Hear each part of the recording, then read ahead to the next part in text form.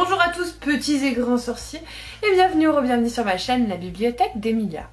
Aujourd'hui on va faire une vidéo un petit peu qui me tient à cœur puisque je vais vous parler des écoles de magie et autres écoles de sorcellerie, d'assassinat, instituts, tout ce qui englobe en gros les écoles surnaturelles. C'est un thème que vraiment j'adore en littérature et qui a fortement découlé de cette saga, hein. C'est ce qui a tout commencé quand j'étais gamine, où je rêvais d'être à cette école de magie à Poudlard et où je n'ai jamais eu ma lettre d'admission, à mon plus grand désespoir. Mais du coup évidemment je ne vous parlerai pas d'Harry Potter dans cette vidéo parce que tout le monde se doute que si on parle d'école de magie, on parle d'Harry Potter, mais je vais vous parler de mes petites trouvailles, les livres que j'ai adorés et qui traitent de loin ou de près de notions d'école de magie. On va commencer avec l'Assassin Royal, le premier tome, je précise. Juste le premier tome, puisque dans l'Assassin Royal, on va suivre Fitz, qui est le bâtard du roi, en gros, qui va se retrouver obligé de revenir en fait au palais royal, suite à quoi son père va décider d'abdiquer, c'était le futur roi, et il va se retrouver un petit peu du coup livré à lui-même, avec son grand-père qui s'occupe de lui, donc le roi actuel, mais qui en même temps on peut pas non plus le reconnaître parce que c'est un bâtard, et Fitz en fait il va avoir deux dons. À la fois il a le vif, c'est le fait de pouvoir parler aux animaux, communiquer, le fait de pouvoir prendre possession des animaux, mais également il a ce qu'on appelle l'art qui est le don de pouvoir lire dans les pensées des autres, de pouvoir prendre possession de... Enfin voilà, ça a plus rapport avec les humains, pouvoir discuter à distance, voilà, enfin, ce genre de choses qu'on adore. Et du coup en fait Fitz, à la fois d'être un bâtard, il va quand même suivre un enseignement pour apprendre à artiser. Et donc c'est pour ça que je vous dis que dans celui-là, il y a un petit peu d'école de magie, mais seulement dans le premier tome, puisque dans le premier tome, Fitz est un petit garçon, alors que dans la suite, c'est déjà un jeune homme, et du coup, on n'est plus vraiment sur l'école de magie on va dire, mais j'avais quand même envie de vous en parler très rapidement en début de vidéo parce que je pense qu'il a quand même sa place dans cette vidéo. Ensuite on va parler d'une saga que j'ai découverte très récemment mais qui pour moi est un institut magique par excellence. Il s'agit de la saga des enfants indociles de Shannon Maguire, c'est publié chez Pygmalion. Il y a 7 ou 8 tomes pour l'instant en anglais et pour l'instant il y en a deux traduits en français. Il va y en avoir pas mal. On va suivre en fait plusieurs personnages puisque chaque livre peut se lire un petit peu indépendamment mais en même temps a des connecteurs entre eux. Mais le premier livre il parle de Nancy qui en gros a traversé une porte, s'est retrouvée dans un univers, un autre monde dans lequel tout était gris sauf la couleur grenat. Personne ne mangeait, tout le monde était immobile et elle est revenue dans son monde sauf qu'en revenant elle n'arrivait pas à s'acclimater, elle n'avait qu'une envie, c'était de repartir. Du coup ses parents l'ont envoyée dans un institut où en fait il n'y a que des enfants voilà, qui sont revenus de mondes parallèles et qui vont du coup essayer d'avancer dans leur vie parce qu'ils n'arrivent pas à passer au-dessus, ils veulent absolument retourner dans leurs anciens mondes. Et donc on va vraiment être dans le cadre d'un institut magique et c'est pile dans le thème. Ce sont des petites nouvelles qui se lisent très vite, hein. C'est même pas à peine 200 pages, celui-là je crois qu'il fait moins de 200 pages et le tome 2 à peine 208 pages en tout cas. Mais on est vraiment plongé pour moi dans le côté académique et surtout je trouve que ce sont des mondes qui sont ultra bien imaginés, c'est vraiment une expérience de lecture parce que celui-ci on parle vraiment de l'institut et dans le deuxième tome par exemple on va visiter un de ces fameux mondes et c'est vraiment une parenthèse de lecture pour moi cette saga. C'est voilà, c'est une petite nouvelle qu'on va lire, qu'on va se mettre dans une ambiance et l'autrice je trouve qu'elle arrive à décrire ces ambiances avec tellement d'imagination que c'est vraiment prenant. Donc si jamais vous aimez les instituts magiques, je vous conseille Les enfants indociles. Ensuite, on va parler d'un livre qui a été un gros coup de cœur pour moi l'an dernier. Il s'agit de La maison au milieu de la mer céruléenne de T.J. Klune et publié chez De Saxus.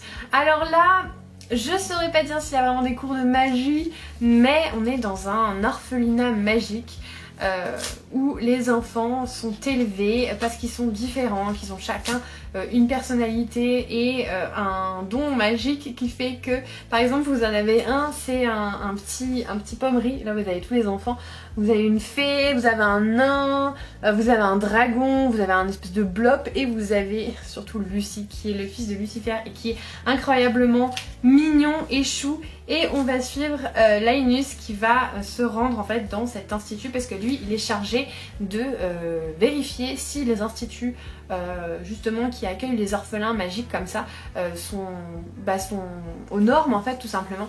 Et il va se prendre d'amour en fait pour ces enfants qui sont adorables.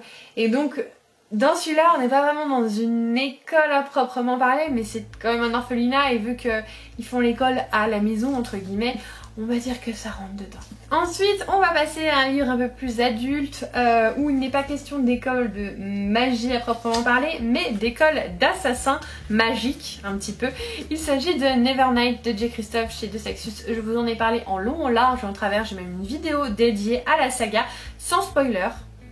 Je le dis, hein, parce qu'il y a des personnes qui ont des fois peur de cliquer sur ce genre de vidéo, mais normalement il n'y a pas de spoil.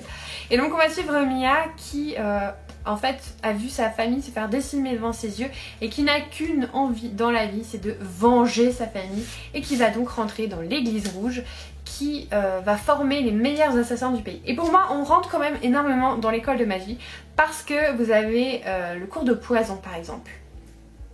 Voilà, il y a le cours de vol, de chapardage, il y a le cours de combat et il y a le cours de séduction. Mais quand même le cours de poison, je me dis, ça peut rentrer. En plus il y a quand même énormément de magie dans cet institut puisque vous avez une vieille femme, Marielle, qui est pas si vieille normalement, qui va modifier l'apparence des personnes. Vous avez son frère Marius qui lui a des pouvoirs de sang, enfin voilà. Il y a quand même énormément de magie dans cette académie, donc pour moi ça rentre quand même vachement dans le thème. Une école de magie que je n'ai pas beaucoup vu passer sur la toile, mais vu qu'il vient de sortir en poche, vous n'avez plus aucune excuse. Il s'agit du Maître des Chagrins de Justin Cole, le premier tome, Les Dieux Silencieux. Alors je crois qu'à partir du tome 2, on n'a plus vraiment d'académie, hein. Mais dans le premier tome, on va suivre Anev, qui est un manchot. Il a une main en moins et il a un artefact magique pour cacher ça parce qu'en fait être handicapé dans ce monde là ça veut dire qu'on peut utiliser la magie et c'est très mal vu. Les gens sont chassés à cause de ça. Et en fait il a un petit peu une double casquette cet Anev parce qu'à la fois c'est un petit peu l'apprenti du moine et du coup il va aider en fait à s'occuper de l'église, tout ce genre de choses. Et aussi il est à l'académie pour devenir un avatar. Un avatar c'est les personnes qui chassent la magie. Lui, il a de la magie, chercher la logique. Voilà. Du coup, il est un petit peu pris entre cet étau là, voilà, il sait pas trop quoi faire. Et en même temps, l'académie, c'est un petit peu, comment dire, c'est le nec plus ultra dans son monde. Si on est à l'académie, c'est trop cool. Si on a un avatar, c'est, voilà, on a réussi sa vie, quoi. Et du coup, il va se lancer dans ses épreuves pour entrer à l'académie, sachant que lui-même est tout ce qu'il va combattre plus tard. Et ce que j'adore dans cette série, c'est que c'est la saga qui parle des origines d'un méchant, puisque Anev, à terme, à la fin de la série, ce sera le grand méchant. Mais du coup, là, on apprend à savoir comment il est devenu méchant, et je trouve que c'est ultra intéressant, et qu'on a rarement ce point de vue. En général, on a des préquels après une trilogie, par exemple, mais c'est un tome pour essayer de parler des origines du méchant. Mais là c'est vraiment une saga entière sur les origines d'un méchant, sachant qu'il y aura peut-être pas de suite, ce sera juste la saga sur les méchants. Donc voilà, bref, vous avez compris, j'adore ce livre, le deuxième tome est sorti, il est dans ma pile à lire, et celui-ci vient de sortir en poche. Autre académie ubuesque et rigolote, il s'agit de Nevermore de Jessica Townsend, c'est publié chez PKJ et le troisième tome est sorti l'an dernier. Et dans cette histoire, on va suivre Morrigan qui est une jeune fille qui est censée mourir à 11 ans.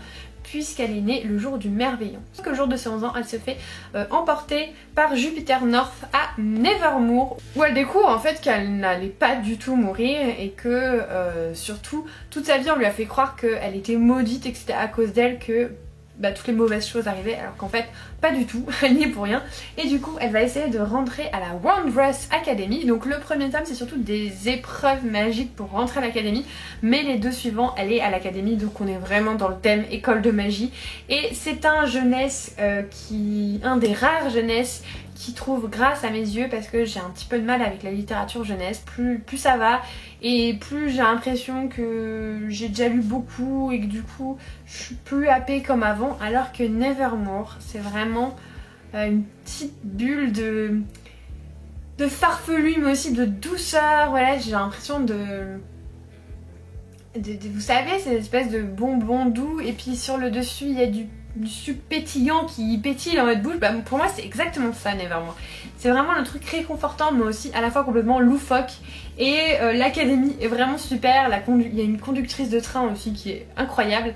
Et j'ai hâte d'apprendre beaucoup plus de choses sur l'académie parce que dans le tome 3 on commence déjà à vraiment beaucoup creuser le passé de l'académie et notamment du grand méchant Ezra Squall. Et plus les tomes avancent et plus je trouve que cette série se bonifie, plus c'est intéressant, plus c'est drôle et plus on est vraiment dans des enjeux, dans le cœur du sujet. Et donc du coup j'ai vraiment hâte. Le 4e tome doit sortir cette année en anglais mais à mon avis on devra attendre l'année prochaine pour l'avoir en français. Mais en tout cas c'est une saga, même si vous ne lisez pas de jeunesse régulièrement, je vous la conseille mais à 1000%. Si vous aimez les écoles de magie, elle est parfaite pour vous.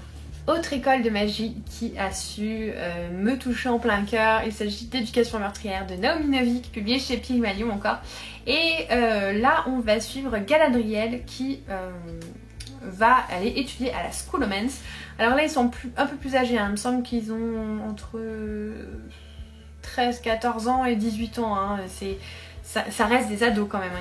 Il n'y a pas d'enfants dans cette école et pour cause puisqu'elle est ultra dangereuse. Il y a des monstres qui essayent quotidiennement de buter les élèves tout simplement et en fait le but c'est d'avoir son diplôme en survivant à la remise des diplômes où tous les monstres se déchaînent en gros sur les élèves quand ils sont en terminale. Et du coup on va suivre donc Galadriel qui est drôle comme pas possible. C'est l'ado en crise par excellence qui dit non pour le plaisir de dire non, pour contredire, pour faire pas comme sa mère elle veut, qui est énervée parce qu'on lui a rendu service. Voilà, c'est vraiment l'ado en crise et je la trouve tellement drôle, elle est tellement sarcastique. Vraiment c'est un de mes personnages de fiction je crois préférés de cette année parce que vraiment je la trouve à mourir de rire. Des fois j'ai l'impression presque comme si elle écrivait son journal en mode colère. Vous savez, on l'a tous fait quand on était gamin, genre aujourd'hui j'ai passé une très mauvaise journée. Et vraiment il y a des moments où ça me fait un peu cet effet là et je me poile mais tellement. J'ai vraiment hâte de lire la suite parce que bien que l'écriture soit un peu brouillonne, je trouve, Naomi Novik, je trouve qu'elle a pas une plume très simple, je trouve qu'elle est très brouillonne dans ses propos, mais l'histoire est tellement incroyable et l'école est tellement géniale que du coup, franchement ça vaut vraiment le coup. En plus, il fait 300 pages, donc vraiment, ça se lit vite quoi. Mais voilà, c'était une très bonne lecture et c'est une de mes écoles de magie préférées, bien qu'elle risque de me tuer si j'y mets les pieds. Hein. Mais bon, ça c'est un détail. Autre école, mais cette fois-ci je n'ai pas le livre avec moi parce que je l'avais emprunté à la bibliothèque, mais il va sortir si je me trompe pas le mois prochain en poche. Il s'agit de La guerre du pavot de R.F. Kuang, donc publié chez Actes Sud. Et là on n'est pas vraiment dans une école de magie, mais dans un institut militaire qui utilise un petit peu la magie quand même. Et on va suivre Rin qui est une jeune paysanne chinoise dans un petit bled vraiment paumé et qui en gros un destin pas forcément jojo quoi. Elle est destinée à rien en fait parce que sa famille est pauvre, je crois même que c'est une orpheline. Elle a la peau très foncée et à l'époque dans la Chine mais pas médiévale mais dans la Chine historique, plus on avait la peau foncée et moins bien c'était vu et le standard c'est d'avoir la peau très claire. Du coup il y a beaucoup de racisme par rapport à ça et elle se dit que sa seule chance de s'en sortir en fait c'est de rentrer à l'académie militaire. Et du coup bien que personne ne croit en ses chances de réussir l'examen qui est ultra dur, et ben Rin elle va tout donner, elle va travailler jour et nuit, elle va vraiment se donner à fond pour pouvoir rentrer et elle va arriver à l'académie militaire. Et c'est là que tout le côté école de magie, académie va vraiment prendre le pas sur l'histoire et j'ai beaucoup aimé le cadre de cette école. Je l'ai trouvé vraiment très très bien construit. Sachez qu'au milieu du roman on bascule sur la guerre, du coup on quitte l'école, mais c'était tellement sympa comme école que je vous le recommande quand même dans cette vidéo parce qu'il y a une très grosse dimension scolaire quand même dans ce livre, notamment dans le premier tome. Je pense qu'à la suite il n'y aura plus trop, mais là dans le premier tome il y a une très grosse dimension scolaire et bien que Rin soit un peu agaçante apparemment, moi je l'ai pas trouvé, je pense que elle a vécu des choses qui font qu'elle peut pas être adorable, ça peut pas être un personnage qu'on a envie d'aimer, voilà. Et vu ce qu'il attend, je pense que vaut mieux que ce soit un personnage un peu détestable. Bref, moi je l'ai bien aimé quand même, je trouvais que c'était cohérent en tout cas avec l'histoire. Je ne sais pas quand le tome 2 sortira, le premier tome est sorti en 2020, toujours pas de nouvelles d'Actes Sud pour la suite, c'est toujours un petit peu embêtant ça, surtout que c'est une trilogie, donc ça aurait été bien de les... Voilà, de les faire à la suite. Mais vu que le poche va sortir, je me dis il y a encore un espoir que la suite soit traduite. Ensuite, niveau école de magie, où là on est plus dans l'école que dans la magie, il s'agit de Nine House de Leigh Bardugo, publié chez De Saxus. Je vous dis qu'on n'est pas trop dans la magie, alors si, il y a une grosse dimension magique dans cette histoire, mais l'école en elle-même n'est pas vraiment magique. C'est juste qu'on va suivre Alex qui... avait une vie un peu nulle hein, et qui va voir sa vie basculer quand on lui offre une bourse pour aller à Oxford ou Yale? Yale, pour aller à Yale, et elle va se faire embrigader dans une fraternité qui s'appelle la 9e maison et qui est en fait la maison qui s'occupe de faire attention à ce que les autres maisons ne fassent pas des bêtises. Les autres fraternités qui utilisent la magie, chacune a sa spécialité. Et du coup, eux, ils doivent faire en sorte que ça s'ébruite pas, qu'ils fassent pas de bêtises, qu'ils aillent pas trop loin et ramasser un petit peu le caca derrière, quoi, en gros. Et c'est pour ça que je vous dis, l'école en elle-même est pas magique, mais il y a des fraternités magiques, donc pour moi, ça rentre dedans. Surtout qu'en plus, Alex, elle a un pouvoir assez génial, c'est qu'elle peut voir les fantômes, du coup, elle est assez utile à sa mission, en fait, tout simplement. Et puis après il se passe plein de choses. La suite va sortir en anglais cette année, donc je sais pas quand est-ce que De Saxus le traduira, mais en tout cas c'était vraiment une super lecture, très Dark Academia, mais vraiment une école de magie, enfin une fraternité de magie vraiment sympathique à découvrir. Attention par contre, c'est de l'adulte et le début est un peu difficile je trouve pour rentrer dedans. Et je crois qu'on est arrivé au bout de mes recommandations, du coup il est temps de parler des livres d'école de magie que j'aimerais bien découvrir. Le premier, il s'agit de Legendborn qui vient de sortir en français il n'y a pas longtemps chez J'ai lu, de Tracy Deonn. Et là c'est une réécriture de la légende du roi Arthur et on va suivre, comment elle s'appelle la demoiselle Brie, qui se retrouve en fait à l'université tout simplement et elle va être témoin en gros d'une attaque de démons et du coup il y a une espèce de fraternité aussi en fait, un club en fait de l'université qui s'appelle Legendborn et qui est chargé en fait de garder le secret sur la magie et qui donc efface les mémoires quand il y a des dérapages. Et sauf qu'en fait ils n'arrivent pas à lui effacer la mémoire, du coup elle va rentrer dans le club de Legendborn. Et après j'en sais pas plus sur l'histoire du roi Arthur, comment ça va être organisé, ce qui va ressembler, ce qui va pas ressembler. Je sais que le chef du club s'appelle Merlin, mais c'est tout. Et je veux pas en savoir plus, j'ai envie d'y aller vraiment, voilà, de me faire plaisir. Donc c'est le premier livre que j'aimerais bien lire. Il y a aussi L'école du bien et du mal de Soman Shaineni, publié chez PKJ. Je ne sais pas du tout de quoi ça parle, je sais juste que c'est une école magique et surtout qu'il va y avoir un film, série, une adaptation en tout cas sur Netflix et que j'aimerais bien lire cette saga avant que l'adaptation ne sorte, mais je crois qu'elle est assez longue donc il faudrait que je me renseigne sur le sujet. Si vous en savez plus, n'hésitez pas à me le dire en commentaire. Comme livre, j'aimerais bien découvrir aussi le livre perdu des sortilèges de Deborah Harkness. Je crois que c'est de la Dark Academia, c'est sûr, mais du coup, vu qu'il y a de la magie et que c'est de la Dark Academia, je suppose qu'on est dans un milieu scolaire. Là aussi, il y a une adaptation, je crois qu'il y a une série qui a 2 saisons au moins qui est déjà sortie, donc pourquoi pas, ça peut être assez sympa. Et puis enfin le dernier titre que j'aimerais bien, enfin la dernière saga qui me tente bien dans le niveau école de magie, c'est Zodiac Academy. Par contre elle est pas encore traduite donc voilà, ce sera en VO si jamais je me lance dans cette saga, mais en tout cas il y a beaucoup de tomes. Voilà, ce sont 4 titres qui parlent d'école de magie qui me donnent énormément envie. Si jamais vous avez des recommandations de livres qui se passent dans des écoles de magie, instituts, voilà, tout ce qui tourne autour de l'apprentissage, n'hésitez pas à me les mettre en commentaire parce que je suis toujours friande de recommandations parce que j'adore ce sous-genre de la fantasy, ce côté académique, voilà, c'est vraiment quelque chose qui me plaît, c'est un sujet, un thème que j'aime beaucoup dans mes lectures.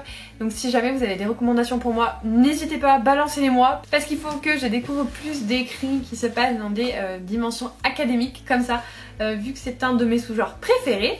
Et puis n'hésitez pas à me dire aussi si jamais il y a un petit truc qui vous plaît dans tout ce que je vous ai proposé.